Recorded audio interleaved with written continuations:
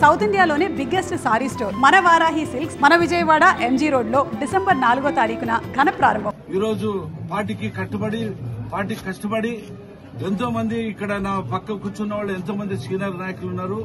వాళ్ళందరూ బాధ ఒకటే, ఇక్కడ ఉన్న పరిస్థితి మాకు చాలా ప్రభుత్వం వచ్చినా కూడా మాకు రాలేని అనే పరిస్థితిలో మేము ఉన్నామని చెప్పేసి ఈ పెద్దలో చెప్పుకోవడం కూడా నాకు చాలా బాధాకరంగా ఉంది.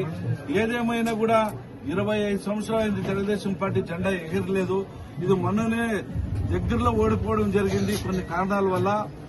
రాబోయే రోజుల్లో 29 ఎలక్షన్లో ఖచ్చితంగా తెలుగుదేశం జెండా ఎగిరేయాలని చెప్పి ఎంతో సంతోషంగా ఉన్నారు. కానీ మా అందరినీ కలుపుకోలేని పరిస్థితిలో ఈరోజు ఈ తెలుగుదేశం పార్టీ వెనుకబడుతుందని చెప్పి బాధ వ్యక్తం చేస్తున్నారు.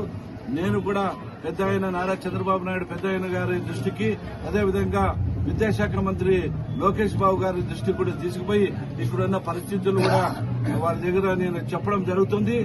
ఇది రేపు స్థానిక సంస్థల ఎన్నికల్లో కూడా మేము ఎలా పోటీ చేయాలా, ఎలా నిలుచుకోవాలా అనే దానికి ధైర్యం సాలుకొస్తుందని చెప్పి ఇక్కడ ఈ ఉడగొంద మండలంలో ఉన్న పెద్దలందరూ కూడా చెప్పడం జరుగుతుంది. కాబట్టి ఏదేమైనా పెద్ద ఆయన ఆశీర్వాదం తీసుకుంటే ఖచ్చితంగా తెలుగుదేశం పార్టీ ప్రతి గ్రామంలో ఉంది కాబట్టి, బలంగా ఉంది కాబట్టి రేపు స్థానిక సంస్థల ఎన్నికలు ఏమి వచ్చినా కూడా సర్పంచ్ ఎన్నికలు కావచ్చు, ఎంపీటీసీ ఎన్నికలు కావచ్చు, జడ్పీటీసీ ఎన్నికలు కావచ్చు, ఏ ఎన్నికైనా మేము సిద్దంగా ఉన్నాము అని సీనియర్ నాయకులు అంటున్నారు. ఆ సిద్ధానికి మా దగ్గర చేయలే ఉన్నా గానీ మాకు ఆయుధాలు లేవని చెప్పడం నాకు చాలా బాధాకరంగా ఉంది.